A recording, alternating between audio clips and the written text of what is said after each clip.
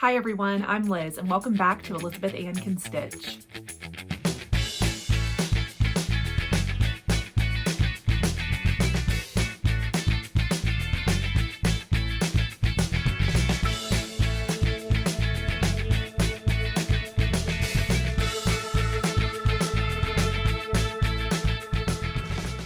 Hello everyone, and welcome back to another crafty catch-up session. I am Liz and I'm here to talk to you about everything I've been crafting on since my last video, which it's only been a week, so look at me getting back on schedule for now anyways. It's been a week and I've worked on a lot of different projects, including some cross stitch and sewing, so I've got a little bit more of a variety for you this week. And I'm kind of celebrating all things Valentine's this week since Valentine's Day is coming up on Friday. It's my absolute favorite holiday from a theming and colors perspective.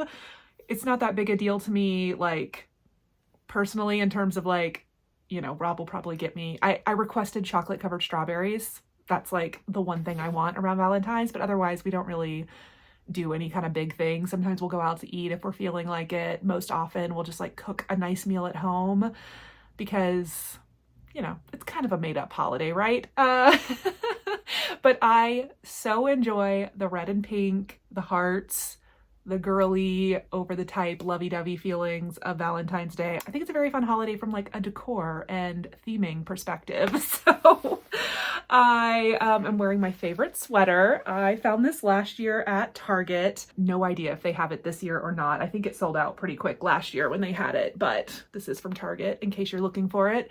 I influenced my friend Julie, Kansas City girl in a Colorado world, to buy this, and she was wearing it in her most recent video, and I was like, oh, I gotta wear mine. Yeah, eventually I'd love to knit myself a hot pink and red sweater to, you know, take the place of this one, but for now, I love my little $30 Target sweater. I wore it to work the other day, and a random woman at work I did not know stopped me to tell me how much she enjoyed the sweater, and I was like, thank you, because when you work at like a big tech company or probably any kind of big corporate office, I swear everyone is in black all the time, just like very neutral, and I sometimes like to wear my bright, fun, funky colored sweaters, and I stick out like a sore thumb. And I'm used to it, so I don't really care, but it's just very funny because yeah, I'm just always the, you know, bright, colorful flower amongst all of the black sweaters and jackets and whatever else at work. Random tangent, but anyways, let's get into the crafting. I am going to start with my knitting projects, and then we're going to move into sewing, and then we'll do a little bit of cross stitch at the end. Knitting, we are going to start with some whips. I'm going to start with the one that I have spent the most time on in the past week. So the project that got the most love this week is my Dagmar zipper sweater by Petite Knit. This is an all over cabled, super intricate, zipper sweater pullover, and it is the first fully cabled sweater I've ever attempted to knit. I really haven't done cables much. I keep talking about that, but I'm surprising myself by how much I'm enjoying working on it and how satisfying it is to work on, even though it is kind of beyond tedious. But I feel like it's a little bit potato chippy, as they say, where like when you're working on a stripe project or a textured project and you just want to get to that next section, it kind of like forces you to keep going. And I'm kind of feeling that way with this one because the cable repeats are kind of every 4 rows, and I kind of treat them like stripes where I just want to get to the next, oops, knocking the camera, where I just want to get to the next cable repeat. So let me show you where it's at. I have joined, not quite under the arms, but I have finished the front panels and joined underneath where that zipper will go. So we are making some progress. Oh my gosh. So I think last week when I showed it to you, I had just about finished my back panel. And to be honest, now that I have the front in progress and I've tried it on, I think I need about 1 more inch of length on the back panel before I join it. So when I get to the length I want for the front, I will probably, or I will definitely put the stitches from the back onto my needle and knit another inch before I connect everything under the arms. I am making the extra large size, which I believe is the size 6 in the pattern. Oh, which did lead to some confusion. But anyways, I'm knitting the extra large, which is slightly, like, I'm probably between the extra large and the 2XL in this pattern based on the bust measurement and the recommended ease. But she recommends so much ease on this that I'm knitting the extra large because I do want this to be very much like over like a shirt, a sweater or something. Like, I mean, probably realistically not a sweater here, but I want it to be very like cozy, oversized jacket feeling. So I am knitting the extra large, and I was worried about the yoke depth, which is why I kind of knit the back 1 inch short. But now that I've tried it on, I realize I do want the full yoke depth as recommended. The issue I ran into, this is totally a me issue and not the pattern at all, but I have knit a ton of petite knit patterns, and I am almost always knitting the size 5, like the 5th size in her patterns, to fit my measurements. And on this pattern, there is an extra smaller size. There's like an extra small. And so the extra large is actually the 6th size in the pattern. And so when I started this, I went through like a good girl and highlighted the 6th size in all of the instructions to remind myself, you're knitting the 6th size. But I didn't do it for the entire pattern. And so when I got to the stage where you finish your back and you pick up for the front panels, I picked up using the instructions for the size 5. And so it's not that big a deal. It's not something I'm going to go back and fix. I think I can make it work, but it's really annoying. And I'm so annoyed at myself that I didn't notice. One, why didn't I just go through the entire pattern and highlight size 6 on every single instruction instead of just doing like the first couple of pages? Why, Liz? Why?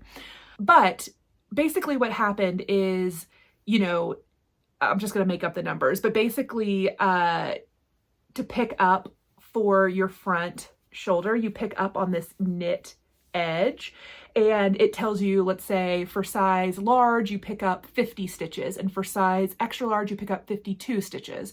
And so I picked up 2 fewer stitches on this section than I was meant to. And so all that happened is that this moss stitch or seed stitch, whatever it's called, is 2 stitches narrower than it's supposed to be. And so you might be able to tell that this like doesn't go all the way to the end of my back panel. And when I was picking up these stitches, I was like, why doesn't it line up perfectly? This is so annoying. And I was like, whatever, I'll figure it out when I pick up my sleeves. Well, now I know it's because I should have picked up 2 extra stitches and it would have gone all the way to the edge of my back panel. So the good news is that this repeat right here is the same no matter which size you're knitting. So the stitches I'm missing are only in this seed stitch, moss stitch section.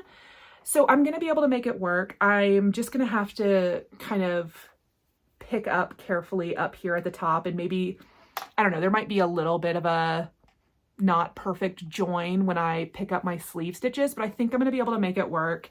I'm just really annoyed at myself that I forgot I was knitting the 6th size and I picked up based on the size 5, but it's going to work out. I'm going to make it work. I did try this on last night. I think I have a picture I can put in for you, and I think it's looking all good. Maybe I can just, I mean, I took a picture, but I'll throw it on anyways over my cardigan. So I'll pick up later and do the like mock neck, and then there'll be like little facings here that I'll eventually sew a zipper in all the way up. So I'm pretty excited about it. I think it's looking so good. Let's see, I'll turn around. Is it on camera?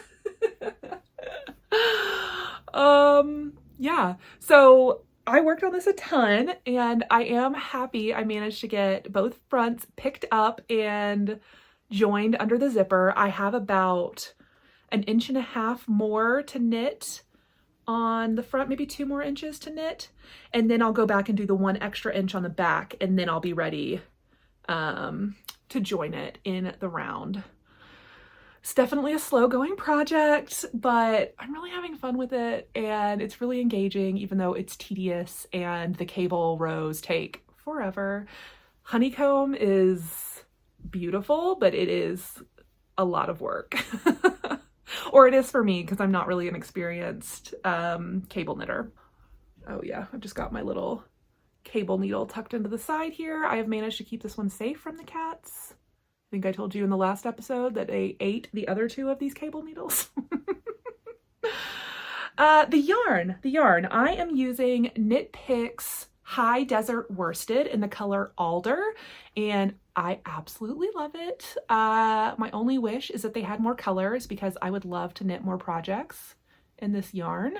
My friend Liz did point out to me that they sell 50-gram skeins, and they have some different colors available in the 50-gram skeins compared to the 100-gram. So I need to go look through that and see if there's any that catch my eye. But yeah, I think that's all I have to tell you about my Dagmar zipper sweater for now. I'm really enjoying it. I'm also really going to enjoy having it in the round because I've got, you know, stitches on hold everywhere, and there's just yarn and things, and it looks like this right now. So I really like getting the sweaters past the joining part just to simplify the whole thing. I will also say so far I have found no issues or mistakes in the pattern, and it's been really easy to follow and knit on. So highly recommend this so far. I also really love the Dagmar jacket pattern, which I almost cast on instead of the zipper sweater, but I was just so excited about making the zipper part and sewing that together. I've never put a zipper inside a knit. I've sewn in plenty of zippers on bags, but never a sweater. So every time I see somebody, I feel like a lot of people right now are working on the Dagmar jacket on their knitting podcast, and I get so jealous because I'm like, oh, it's so beautiful. But like, I'm very excited for my zipper sweater too, but I do love the way the cardigan jacket version looks as well. But okay, I'm done talking about that one.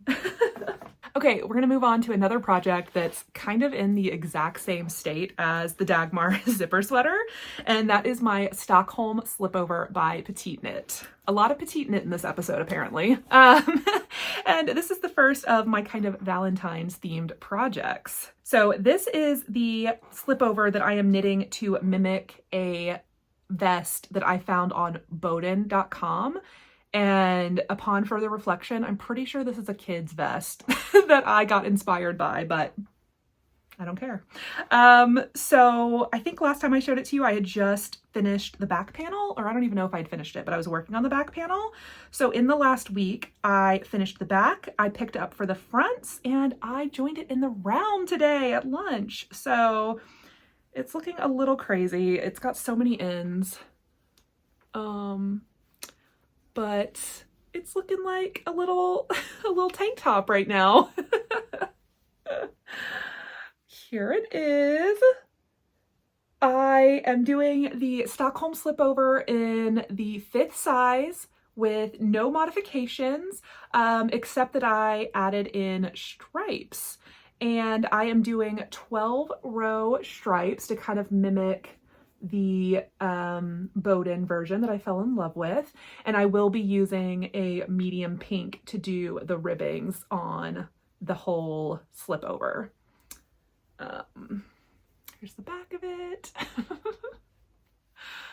I'm very excited. I have not tried this on yet other than just pulling it over my head before the fronts and backs were connected, but once I get probably a full stripe repeat in, I'm going to take this off the needles and try it on. But yeah, I am very happy with how this is turning out so far. I watched so many Everything I Knit in 2024 videos, and I feel like the Stockholm slipover V-neck in particular is a super popular pattern, and I really want more slipovers. So I'm very happy I got this pattern. This is the crew neck version, but I could kind of see myself maybe going for a V-neck in more of like a neutral color in the future. I am knitting this with the recommended needles. I got gauge. Me and Petite Knit's DK weight gauge were like this. So that's handy. And I am knitting this with Barocco, let's see, what is it? Ultra Wool DK. And just in some red and white that I got on clearance at my local yarn store. And so far, I haven't even used like 100 grams of yarn, and I've gotten this far. So I'm kind of curious how much yarn this will actually use. What else do I need to say? Oh, so since this pattern was written for one color of yarn, I did have to do a little bit of figuring out on the stripes to make sure that I could continue my stripe repeats within following the pattern instructions. And the only place I had a little bit of doubt was up at the shoulders. There is some short row shaping that you can kind of see how this looks like a little wedge up here. And so I ended up deciding to do all the short rows in my first stripe color. And then from this point to here, it is the normal stripe length, so my normal 12 row stripe. It's just right here that there's extra in the white, and I just felt like that would look the best rather than trying to do like a little triangle of red and then the white stripe, or a little triangle of white and then the red stripe. So now the way it's all lined up, the stripes will match perfectly down the armhole and down the body, and there's just a little extra wedge of white up top. So I think that was kind of the cleanest and most elegant solution to have my stripes all line up. So yeah, not too bad. You know, originally when I cast this on, I was like, oh, I'll have this done by Valentine's Day. Well, that's on Friday, so it's not going to be done, but I will wear red and pink any time of the year. So I am very much looking forward to getting this one done and wearing it over like a long sleeve tee or something. I think it'll be really cute.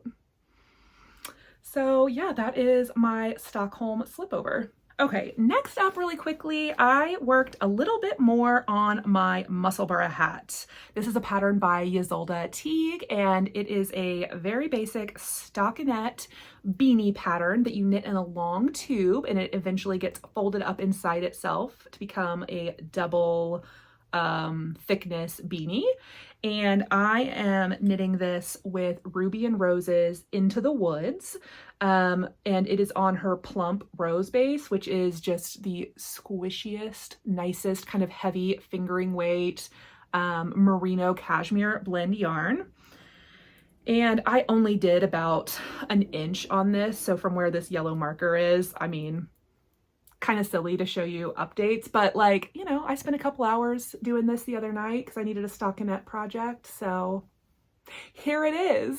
Oh, the reason I even worked on this is because it's all stockinette. So I took it with me to the movies the other night. We have a local movie theater chain here called the Alamo Drafthouse that I think has locations kind of all over the US now. But they throw movie parties. And so one of my all-time favorite movies is this very silly, ridiculous movie called Pop Star, which was made by the Lonely Island guys. So Andy Samberg and Akiva Schaffer and I'm forgetting the other guy's name. Anyways, the Lonely Island. It's very silly, but Pop Star is one of my all-time favorite movies, and they did a movie party sing-along style with like props and things. And so we went last week, and I wanted to take a easy stockinette knitting project to work on, and this was great, but I did 4 rounds of knitting, and somehow on the last round of knitting I kept accidentally yarn overing and creating new stitches. So when I got home, I had to take out like a whole row that I had knitted and fix it. So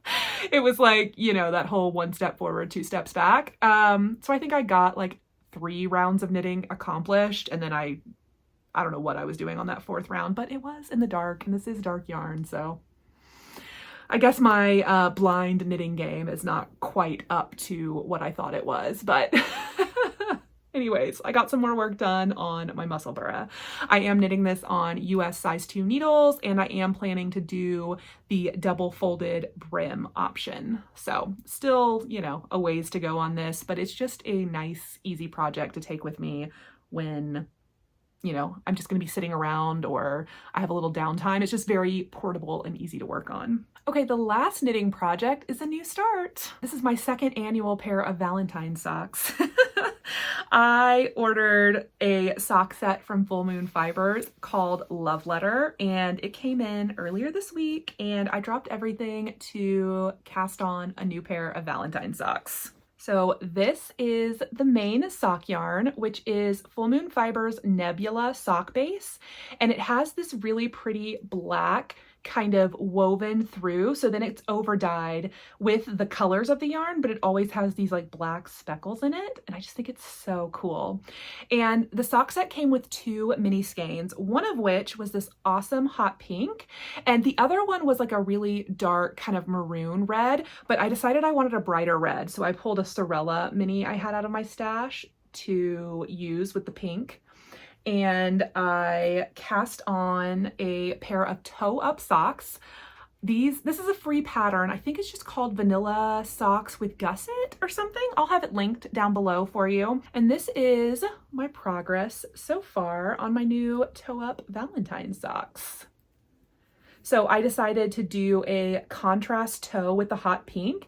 And then when I get up to the cuff, I'm going to use the red to do a couple of stripes on the cuff. So hot pink toes and red cuffs. And I'm just going to use the main color for the heel. This is going to be my first time doing a toe up sock with a heel flap and gusset. I've only ever done heel flap and gusset from the top down. So this is a learning opportunity for me, but I really enjoy the toe-up construction on the DRK Everyday socks that uses that Flegel heel, but I wanted to try like a more vanilla heel flap and gusset style. So I have just started working on my gusset increases. I think I have like 4 gusset stitches on each side, on either side of my marker. The pattern gives you a formula to determine when to start the increases, and so I am just trusting it and going with it, even though it feels really early to be starting the increases. But my DRK Everyday sock came out a tiny bit long, so I really took the time to measure my stitch gauge, my row gauge especially, and do all the calculations the pattern recommends to figure out when to start increasing. And so I'm following it. I'm really hoping it's going to work. I am taking notes on my Ravelry project page, so that way when I get around to the second sock, I don't forget what I was doing. So yeah, just really, really enjoying the bright, fun purple, pink, red, black and white speckles. This is, let's see, an 80/20 superwash nylon sock base, and I am using size US 1.5 needles. I do kind of wish that I had gone with my US 1 needles, just because this is my first time using the sock yarn base and it feels slightly thinner than their other sock base that I'm used to, but I still think the fabric looks really nice. I just usually prefer a pretty dense stitch gauge on socks, and I think a size 1 would have tightened up the fabric a little bit better, but that's okay. I'm excited about these. I'm still going to finish them on the 1.5 needles. So yeah, that is the new sock project. And as I started this, I was looking for an empty sock project bag to put this in. I thought, why don't I have a Valentine's themed project bag? I can make one of those.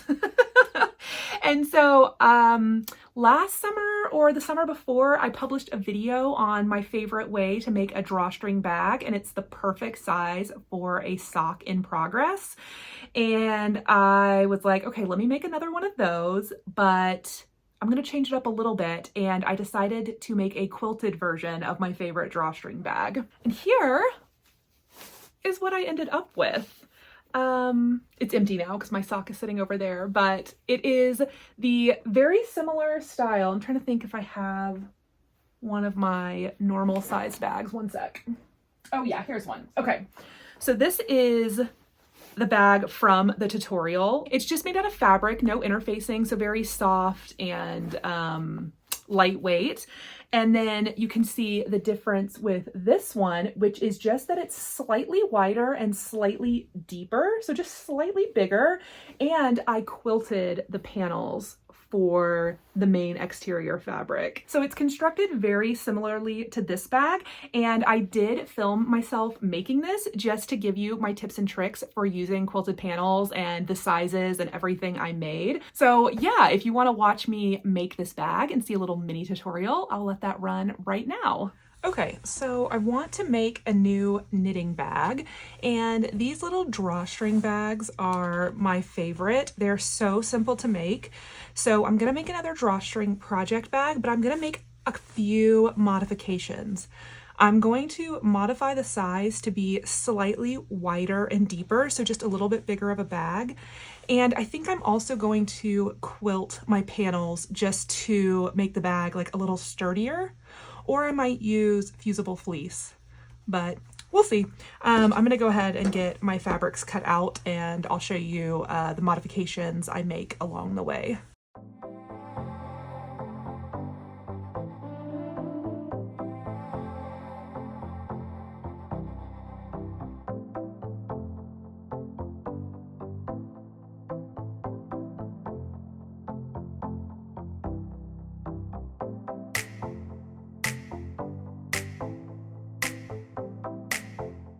Okay, so I'm gonna quilt the panels, the main panels of my drawstring bag. So this is gonna be the exterior, and then I've got my batting, and then I've got a couple of scrap fat quarters that are gonna be the backing of my little quilt sandwiches, and you'll never see this. I'm still gonna line the bag, so you can really use any fabric you have. I just used a couple of fat quarters that I knew were probably not gonna get used for anything else. So now I need to make my two little quilt sandwiches. If I had been thinking ahead, I could have just quilted a large panel and cut it into the two pieces I needed. Literally just thought of that right this second, but that's okay. I'm gonna quilt each panel separately and then cut it down to size. I'm just gonna use a little bit of my 505 temporary adhesive to baste my layers together.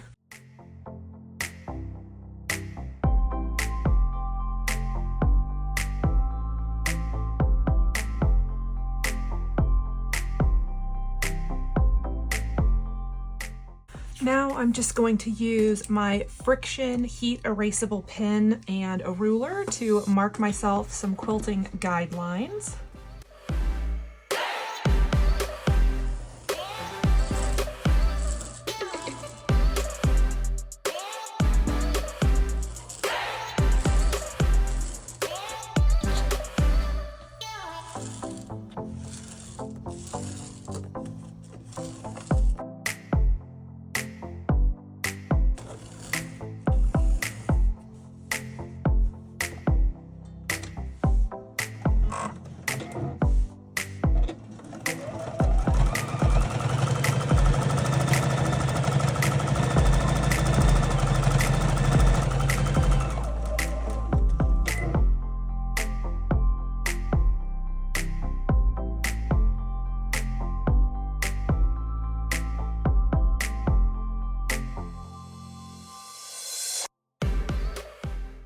Okay, now I just need to hit these quilted panels with the iron to get all of my friction pin markings off of my quilt panel. Okay, now that I have my little panels quilted, I need to get everything cut out to assemble my bag. I will put all the measurements I am using up on the screen and in the description box below in case you want to modify the drawstring bag pattern to this size.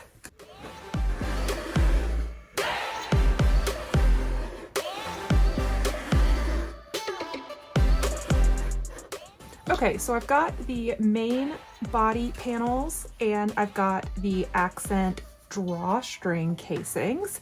So now I just need to cut my lining pieces and then we are ready to assemble.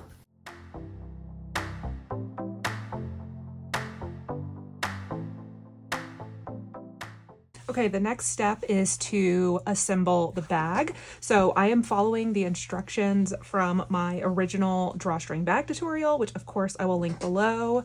And it goes over the kind of way to sew everything together into one long strip. So yeah, that's what I'm gonna do right now.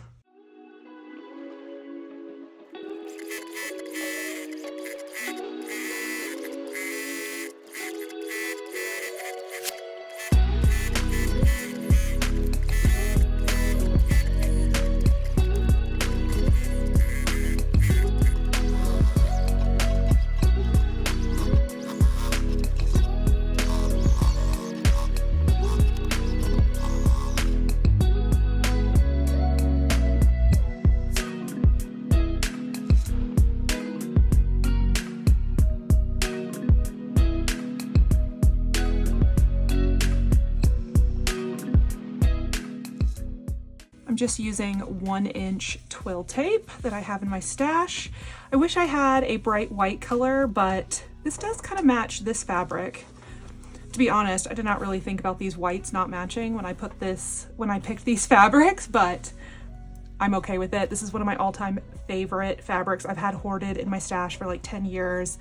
Love this little Valentine's fabric I got last year, and I think it's a super cute bag, even if none of my whites actually match.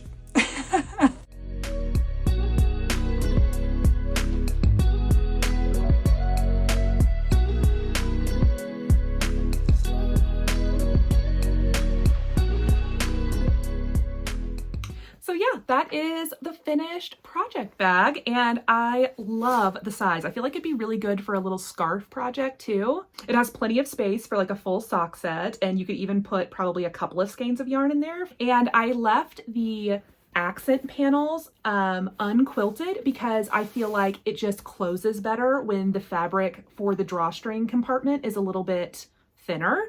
So I love how the quilting feels and how it keeps the bag like really structured and feeling really like polished. But I like the thinner fabric, like the non-interfaced fabric for the drawstring portion, just to make it a little bit easier to use.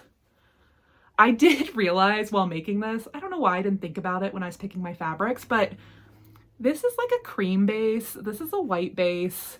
This is like an in-between white and cream base. So and like my drawstrings are like a natural colored twill tape. So I don't know if this is the best looking bag, but I adore it. I just wanted a red and pink Valentine's-y bag.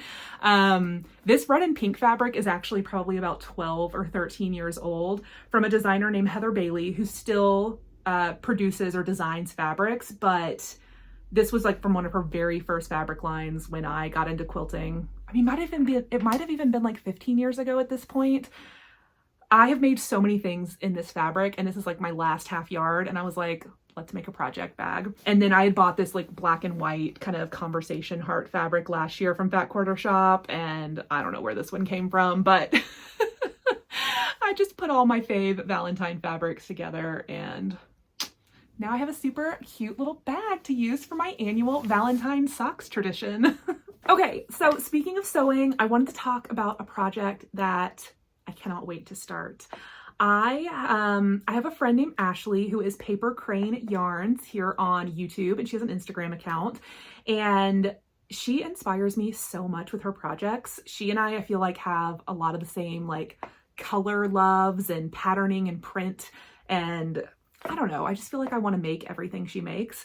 And she posted a project the other day that she had made, a sewing project, and I immediately went, downloaded the pattern, and ordered it to be printed and shipped to me. And it got here today, and I really want to make these shorts. So the pattern is called the Bow Boxer Shorts by Matchy Matchy Sewing Club, and I got my printed patterns in the mail. I order my printed patterns from Tape Free Patterns. I'll link them down below.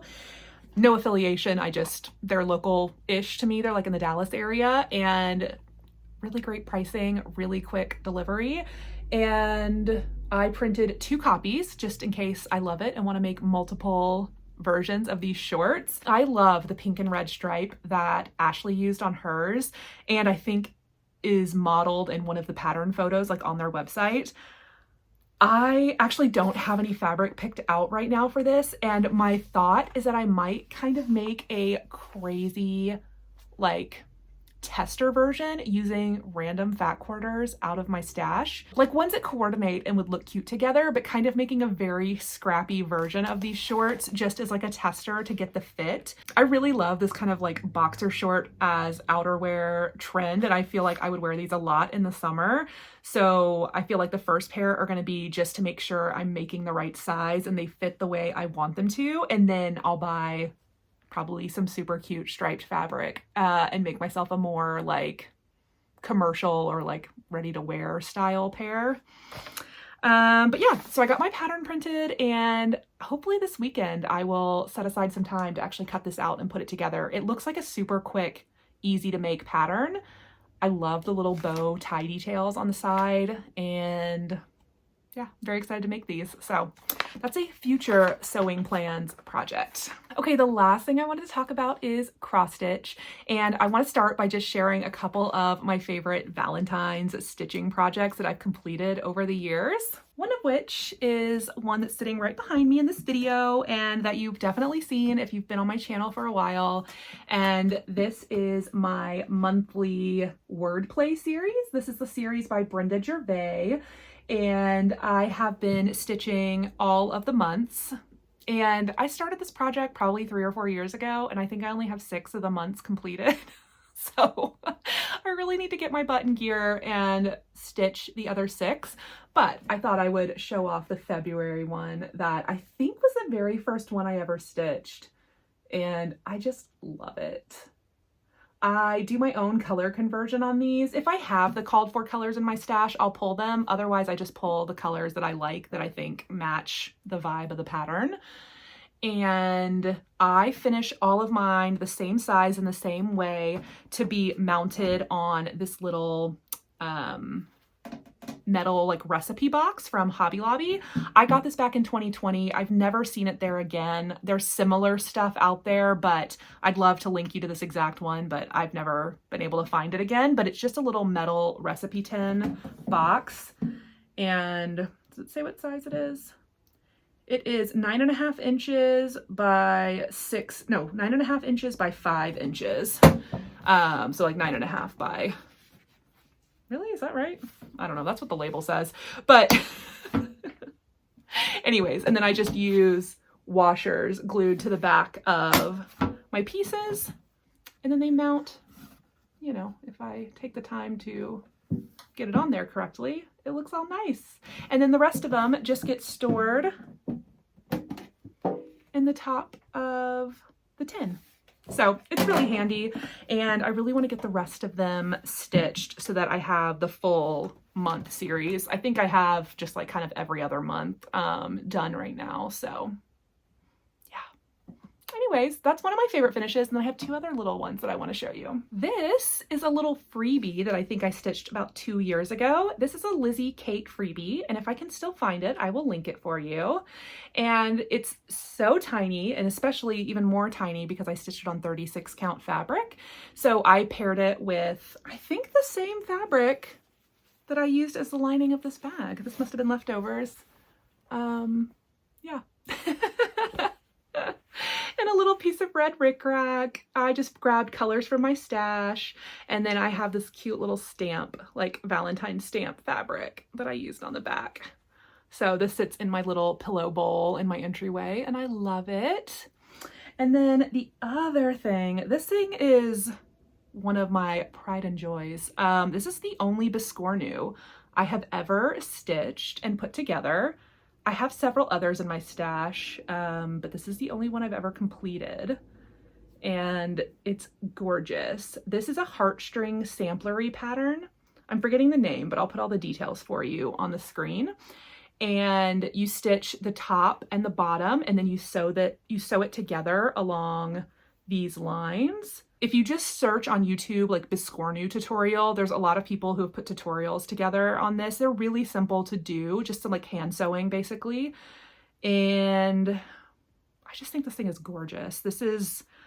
I think people use them as pin cushions. I don't want to shove anything into this. I just sit it like a pretty little Valentine's donut out with my other Valentine's decor.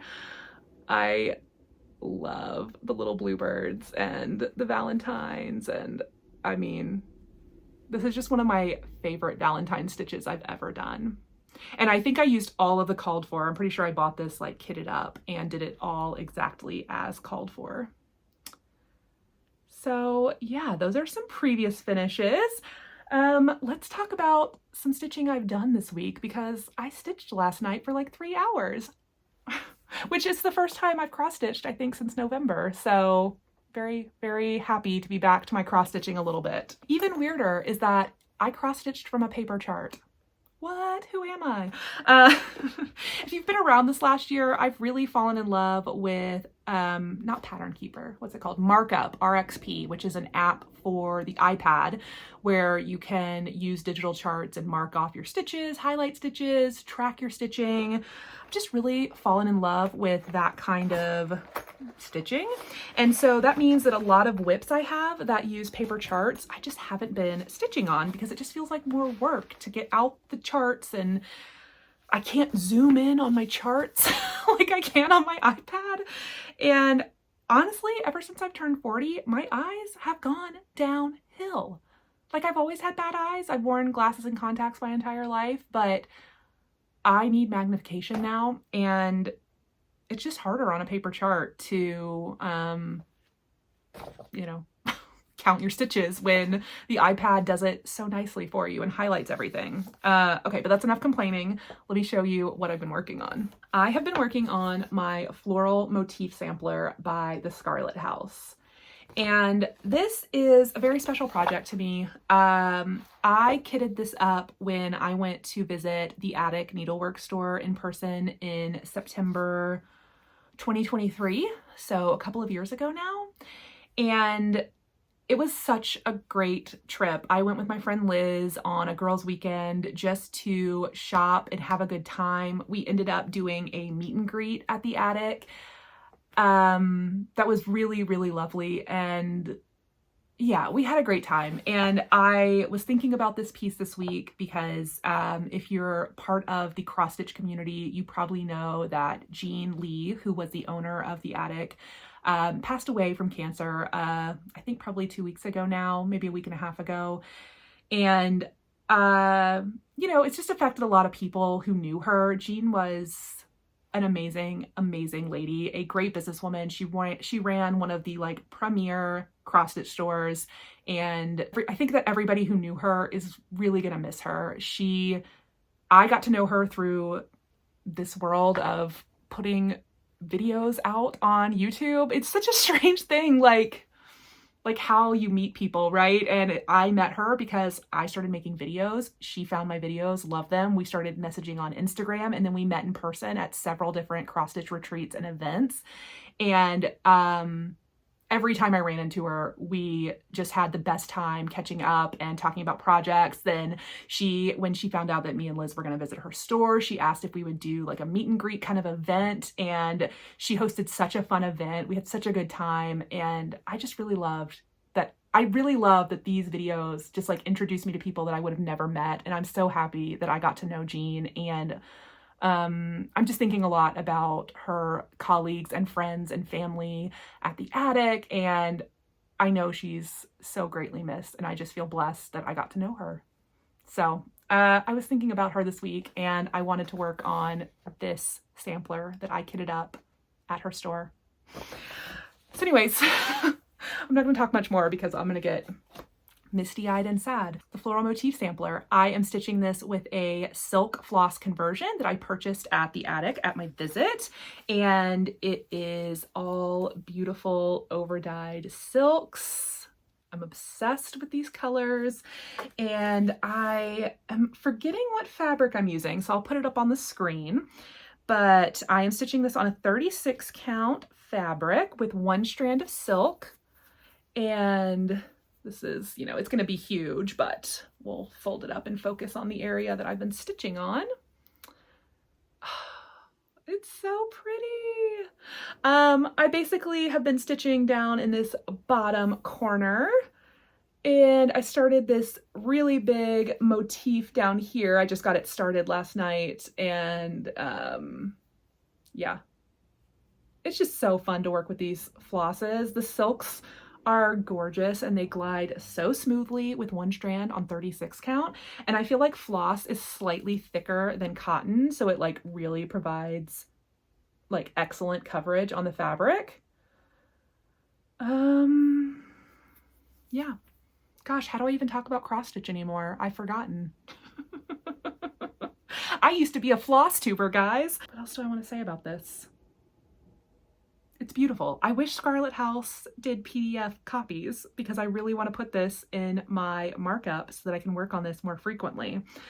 The chart is pretty nice and big on these sheets of paper. So I do think I'm going to spend some time trying to scan it and trying to import it into markup.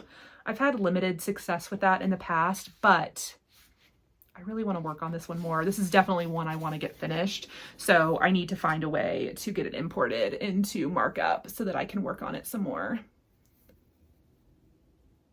Yeah, I think I'm probably like, I don't know, 20% of the way done with this. This is like a 200 by 300 type of stitch count, so it is quite a large one. And yeah, okay. I think that's all I have to say about that. I do also want to get back out my skipjack sampler because, like I mentioned, I want to have that one done by the first weekend of May when I go to Stitch North, which is my next cross stitch retreat.